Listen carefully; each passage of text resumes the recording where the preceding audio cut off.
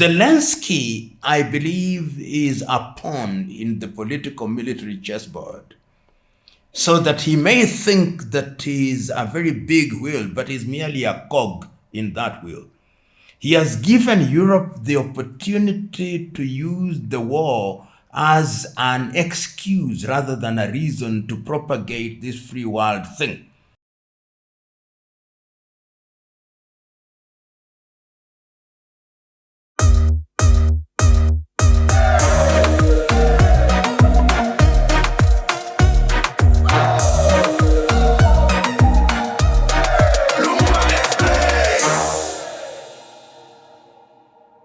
The Russian-Ukrainian war is one that continues to preoccupy international community. It does so because its implications are not confined to Russia and Ukraine. But in order to understand the present, there is wisdom in giving a historical context. And that context must necessarily start from the year 1989 and 1990, when the Berlin Wall collapsed and when the Soviet Union, as we knew it then, collapsed, leading to the emergence of the Russian Federation. And we remember so very vividly during that period, during the presidency of Bush I, when meetings were held in order to determine the status not only of East Germany, but the former states of the Soviet Union. And specifically at the time when the Warsaw Pact was being dissolved. Of course, a lot of Western commentators will now deny that certain promises were made, but meetings were held. We know meetings were held in Malta, which involved some of the key players at that time, Samuel Baker, who was the Foreign Secretary of the United States, and Edward Shevardnadze, who was the Foreign Minister of Russia at that time, and one may say Soviet Union, during the transition. And of course, the meetings were also held, and Gunther, I think at that time, who was the foreign minister of Germany, and promises are understood to have been made. And Baker is on record, not documented, some say, that there would be not a single 1-inch movement of NATO to the east. And in the case of Poland, it was said that Poland would never join NATO. And in the specific case of Ukraine, there is the famous speech, which we now know was actually written by Condoleezza Rice and read by George Bush, which was christened Chicken Kiev, which was delivered in Kiev, in which George Bush told the Ukrainians who are annoyed that they should avoid what he called excessive nationalism. It is in that context that you must therefore, or we must therefore understand the Russian disdain and distaste for what is seen as a Western Europe that is reneging on that promise. So that when Russia sees some of its former allies getting sucked into the European Union and sucked into NATO, they see Poland go, they see Estonia and Latvia go, they see the threat of Georgia go, and they see Ukraine in our neighborhood going. The very first act in the year 2014 is to get into Crimea, because you don't want NATO to be in your doorstep. And then you see other activities taking place, Donbass. And what do you see? You see a NATO that is expanding in a manner of speaking on a daily basis. And you see that this is an act which is designed to undermine Russia and ultimately to ensure that NATO dominance is created in the entire Europe. And therefore, when we talk about the current situation, that historical context must not be lost. When, therefore, the Russian administration hears that Ukraine wants to join NATO, the reaction was, you cannot join NATO. At that time, we hear people making suggestions, says, retain a neutral status. Don't be NATO, don't be allied to Russia, but for God's sake, don't get into the European Union, don't get into NATO. The administration of President Zelensky holds a different view, that our people want to go into Europe and nobody is going to stop us. And that is what then triggers the war. And the memories of Crimea, which happened in 2014, are still alive and well and raw in the year 2022. And the Russians, from what we know and read, go into Ukraine thinking that this is a very short, sharp military operation that is going to neutralize these individuals and going to make them to make the right decision being that they will not join NATO. But on the other side, what in the view of many commentators emerges is that Europe sees this as an opportunity to confront the Russian Federation. And very quickly, what was essentially to be a conflict between Russia and Ukraine becomes a proxy war. And there is no doubt there is a proxy war, because we know that almost all European nations, without exception, there may be one or two, are then saying, we are supporting Ukraine. And they are supporting Ukraine with everything except boots on the ground. The Biden administration in the United States, of course, is also reading from the same script. And Russia is now confronting the entire Western world.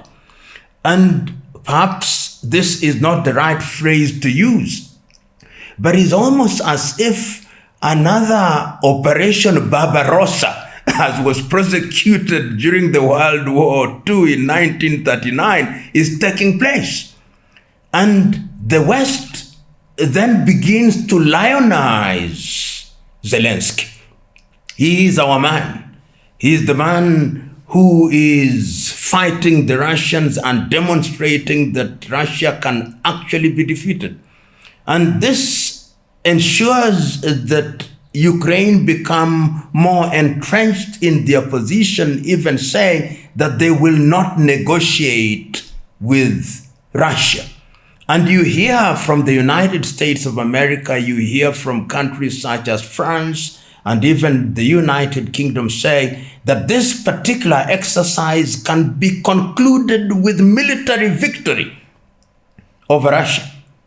And that is the position in which we find ourselves until there is a change of administration in the United States of America.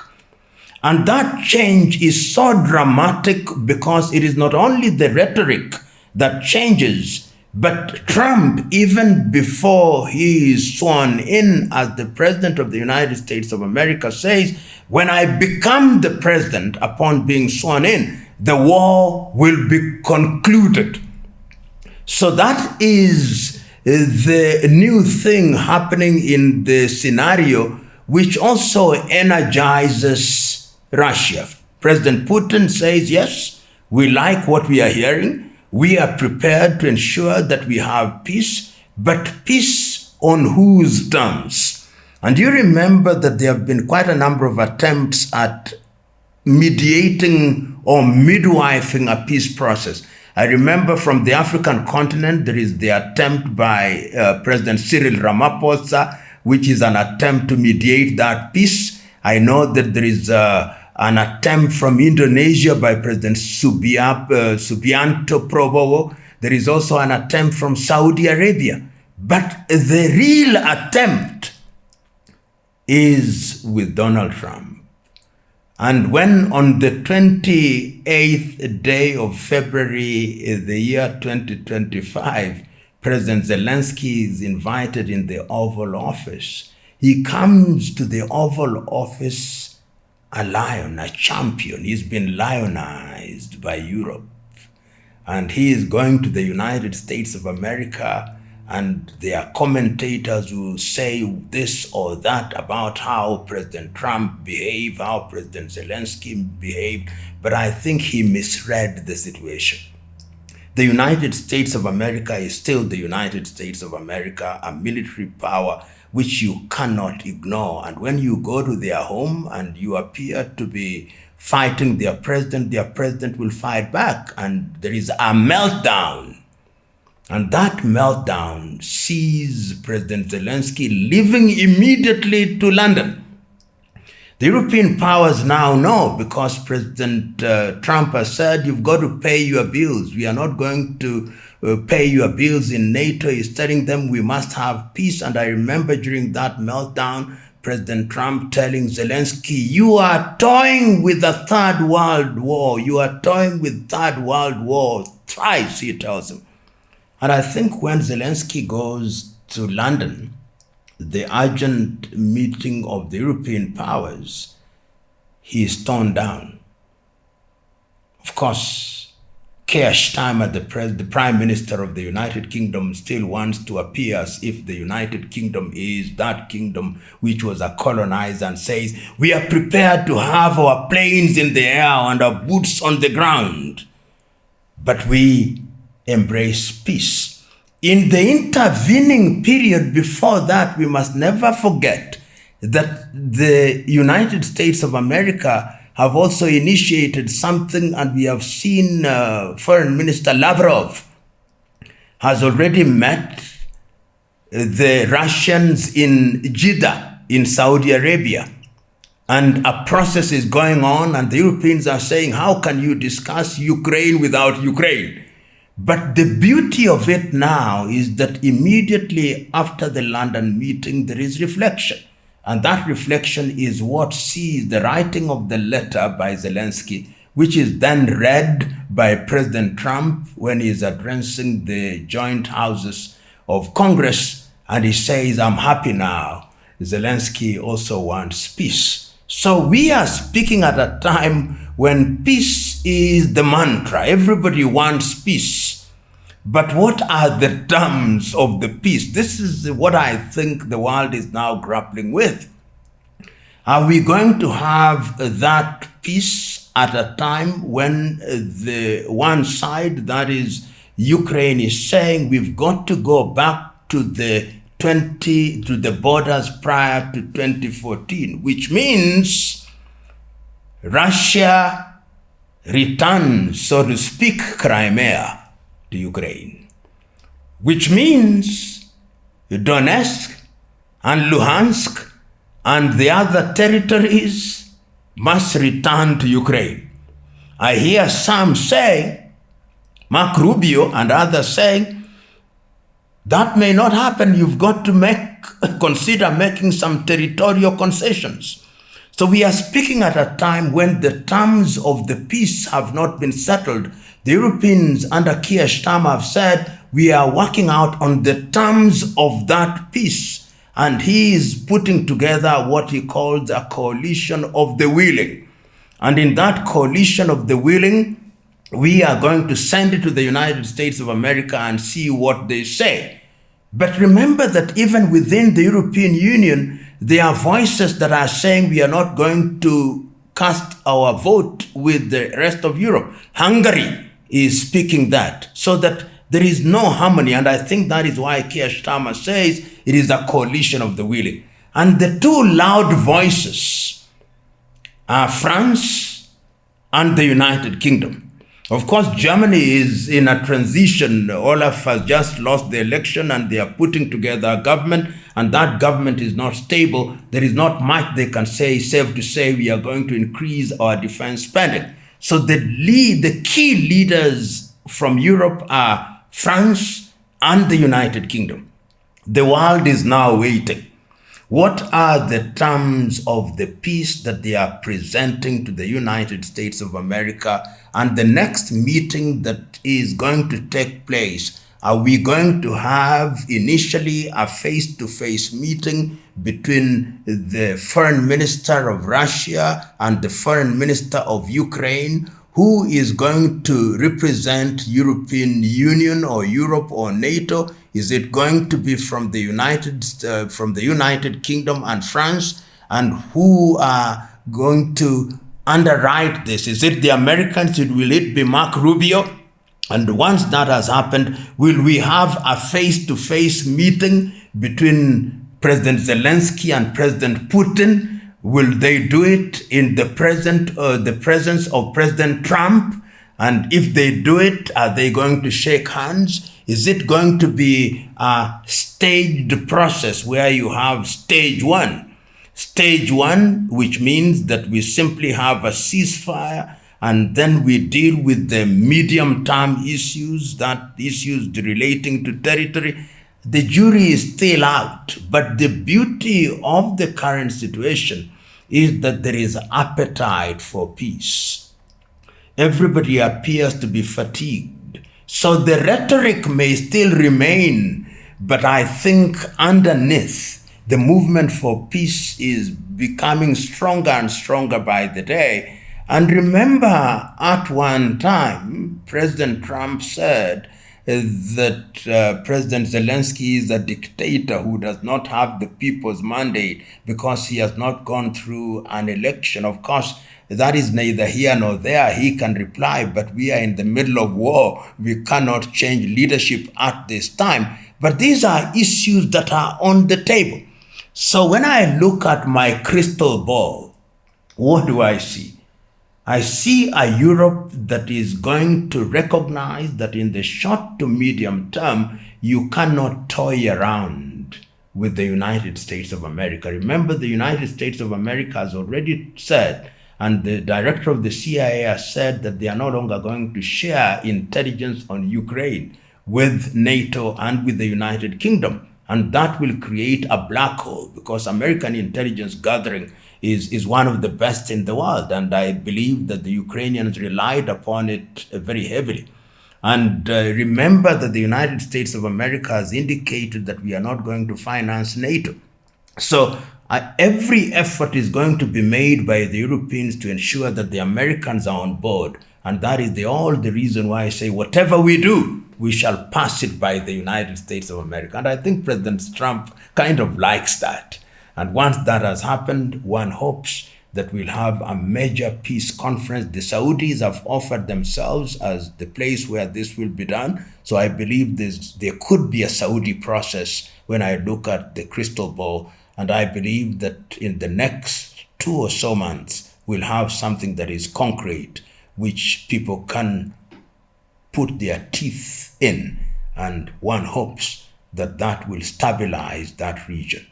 But geopolitically and geostrategically, the Russians are not going to make certain concessions, and the Ukrainians are going to insist that those concessions be made. So it will be a very difficult peace process.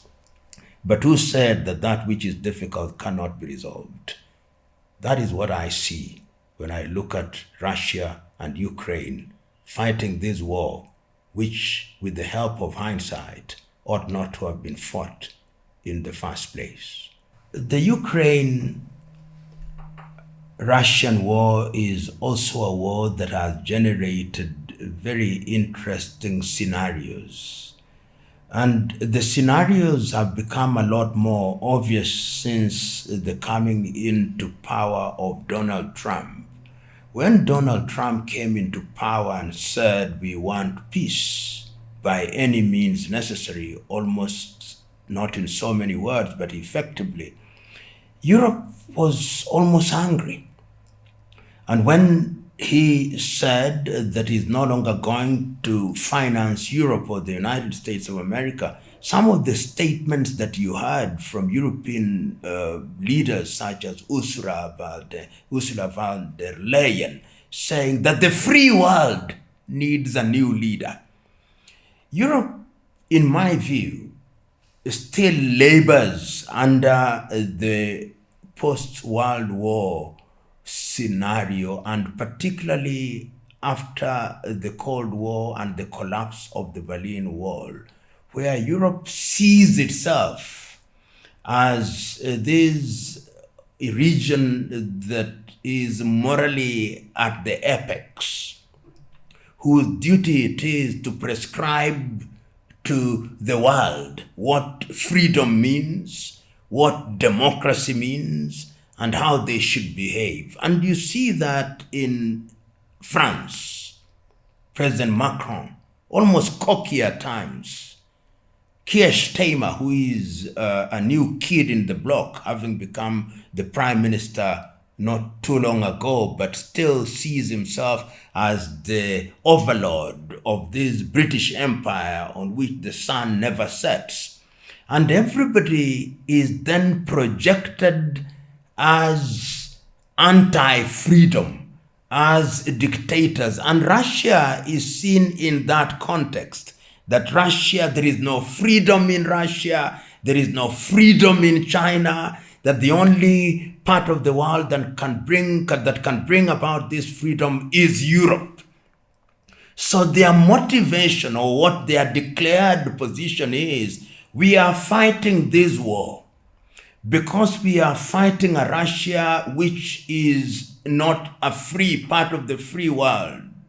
And they are stopping countries which want to join the free world from joining the free world. They are not only stopping Ukraine, which is now the symbol of that struggle, but they are also stopping Georgia. So when you look at it from that standpoint, the motivation of these European powers is to ensure that a big power in Europe and a threat, which is a nuclear power in Europe, is neutralized. That, on the face of it, is the motivation of the Europeans. Zelensky, I believe, is a pawn in the political military chessboard, so that he may think that he is a very big wheel, but is merely a cog in that wheel. He has given Europe the opportunity to use the war as an excuse rather than a reason to propagate this free world thing. And he finds himself so deep in blood that to go forth is as tedious as to come back. So that his motivation, even when I try to look very closely, is unclear to me. What I hear him say is that we want to be part of Europe, we want to be part of NATO, because Russia is suffering from what they consider to be a hangover of wanting to dominate the former states of the Soviet Union. It is in that context that I understand him. Whether that is the dominant view in Ukraine is also debatable, because Ukraine is a home to very many native Russians. That is the reality in Donetsk and Luhansk, and that in places like Zaporizhzhia. It is also the reality in Crimea. So I see and sometimes sympathize with the position taken by Zelensky, who is a victim of things that he does not understand. The United States of America under Donald Trump is going through a process of reviewing her relationship. And I think Trump has been consistent. When he was Trump 45, the 45th president of the United States, he had actually said that Europe must pay the bills, that Americans are not going to pay the bills. And he is saying, as Trump 47, that position, which was disrupted when Biden became the 46th president of the United States, must now be dealt with. And he says that America, and he said in a very Trump-like style, that there is a big, beautiful ocean that divides us from Europe. In other words, he's saying, we are not going to allow ourselves to be saddled by things which are in your neighborhood. So the American motivation, as we have seen with the manner in which Trump dealt with Zelensky, is you've got to pay your bills. And we are told that there is rare earth in Ukraine. We want that rare earth, because we need it. We need it because artificial intelligence and modern technology needs it. So going forward, it is quid pro quo. We are only going to support you if we have access to your minerals. You can see a very transactional President Trump who wants to ensure that Ukraine pays. And of course, the rest of the world is also looking. China, which is in the trading mode, wants to have a world where they can sell their goods and their ware. And they would rather have peace in those spaces so that they can do what they think is good for China for the moment, to have a China that is trading, a China that is growing very quietly as an alternative power to the traditional powers being Europe, Russia, and of course the United States of America. So that is what one may characterize as the motivations. Of course, the jury is always out and many perspectives may emerge, but finally I see a very frustrated Europe. A Europe that is frustrated at several levels. France, which considers itself to be the most important militarily in Europe now, is having its nose blooded by many African countries. They have been expelled from Senegal, expelled from La Côte d'Ivoire, expelled from Chad, expelled from Guinea, expelled from Mali, expelled from Niger, expelled from Guinea, from Burkina Faso. They are losing grip. And the United Kingdom, which is not so very united in its own right, is also discovering that having left the European Union, its leadership within Europe is also very tenuous and it may not be accepted. They are also using this opportunity to reassert themselves. Keir Starmer is not saying it in so many words, but in my view, even the decision to call this meeting in London was informed. Let us seize this opportunity and let us be seen to be taking the leadership after the Americans have gotten out, and we are the ones who are now providing the leadership. So everybody is playing their cards close to their chest, and it is not an easy time in the world, and one waits to see what will happen. I believe time is the revealer of all things, and in the fullness of time, it will become clear what these motivations are. You know, the Russian-Ukrainian war has also given birth to some statements which historians will find very useful as they write their books. One of the statements that has emerged from the London meeting is, we are prepared to put boots on the ground and to put planes in the air. But he qualified it almost immediately in the process of peace. I think Keir Starmer realized that that was a dangerous statement, so that he wants the world to understand that those boots on the ground and those planes in the air will be to safeguard peace. But I think what he actually meant is that they are prepared to go to war. And if they did that, and this is why President Trump was telling Zelensky, don't joke around, don't toy with a World War III. And he said it 3 times, warning him, let history not say that it is because of your stubbornness that we did not have peace, and that these European powers, namely to mean the United Kingdom and France, would then find a reason to be present. Because if that were to happen, I have no doubt in my mind that Russia would not hesitate to use their nuclear arsenal.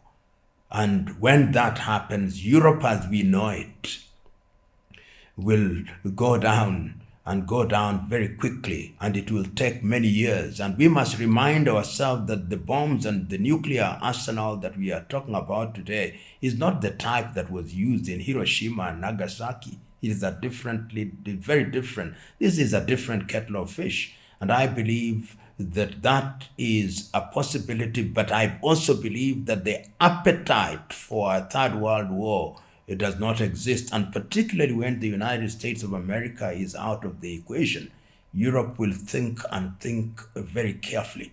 But we must also remember that we are dealing with countries, particularly France and the United Kingdom, which have what I call a colonial hangover. They still believe that they should control the world, and they see that the control of the world is slipping through their fingers, and they are trying to reassert themselves. But it's not going to happen. There are new kids on the block.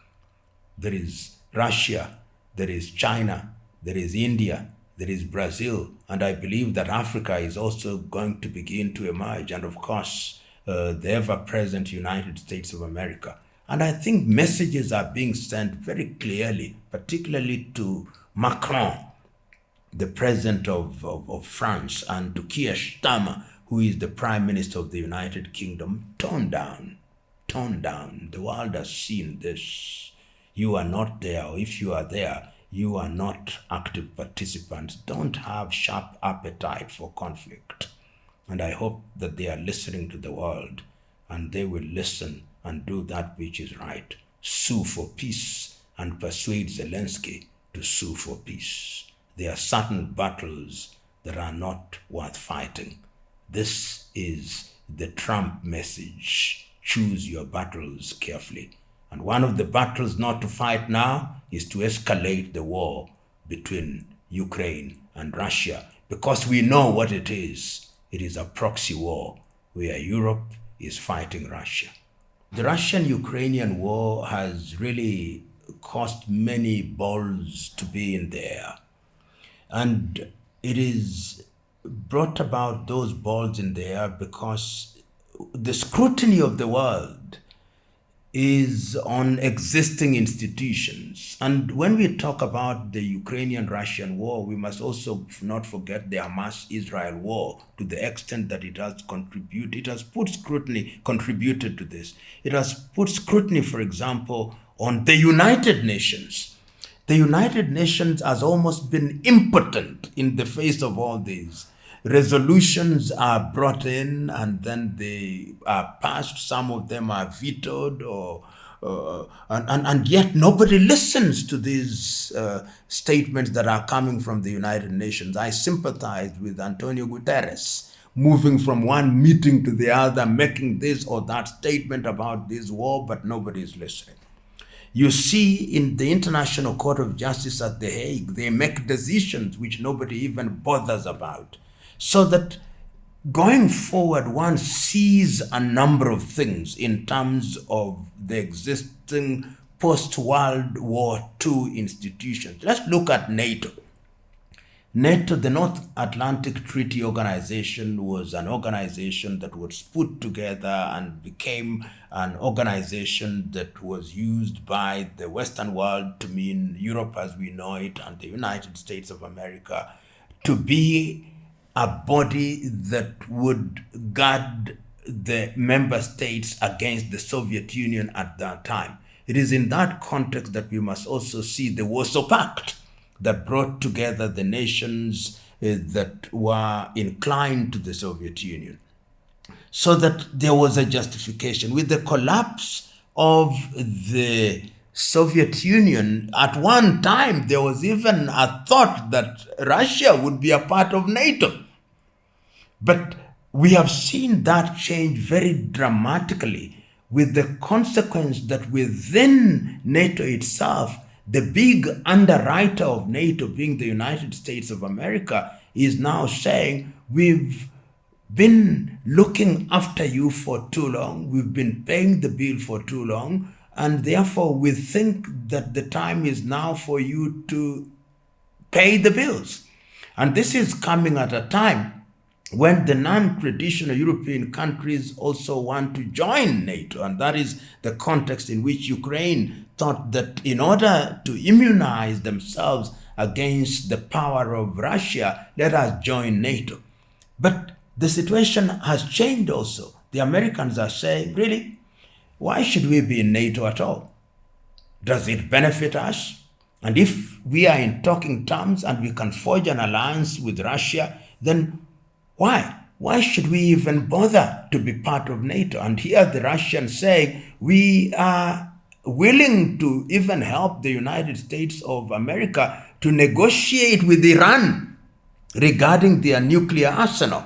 If that happens, the continued stay of the United States of America in NATO is something that may become very shaky. So never say never. NATO may find itself with its membership reducing. Germany, after the post-war in their pacifist constitution, also restricted their defense budget. They are now beginning to say that we must look after ourselves. Once they acquire the ability to look after themselves, would they want to stay in NATO? Remember also the United Kingdom got out of the European Union. If they continue to be outside of the European Union, will the continental European countries be comfortable with them in NATO? So there are too many moving parts in that regard. And the parts are moving in such a manner that if the Trump presidency continues on the same trajectory, we may have a totally different reorganization within Western Europe, which then brings us to the United Nations. You know, prior to the coming into being of the United Nations in San Francisco in 1945, we had the League of Nations. And the League of Nations, having been created after the World War I, was discovered to have lost its value. I am almost taking the view that the UN must also be reorganized. The time is now. 80 years after the Second World War, the UN must be re-examined. Is it effective? Is it the body that was created in 1945 in San Francisco? Are institutions effective? Or the time is now for the world to rethink the UN and to re-energize it in a different way. That debate is one that I think is alive now. The African countries are also saying we've been part of this movement, but we have never enjoyed status as permanent members. And within the African Union, I always wonder when they talk about the 2 seats, are they going to be divided? Are you going to tell the Maghreb, choose one so that Egypt becomes a permanent member? When you come to sub-Saharan Africa, are you going to choose Nigeria or South Africa? So these are issues which are coming into the play, and I see a world which is born out of the conflict in Ukraine and the conflict between Israel and Hamas, which is going to reorder herself. The only issue, of course, is that the term of a US president is very short, 4 years, and some of these things may not be concluded during that period, but things have started moving in earnest, and who knows, they may move so fast, so quickly, before we know it, things will have changed and changed dramatically. In other words, what one sees is a very interesting scenario going forward. The next 4 years are going to be historic.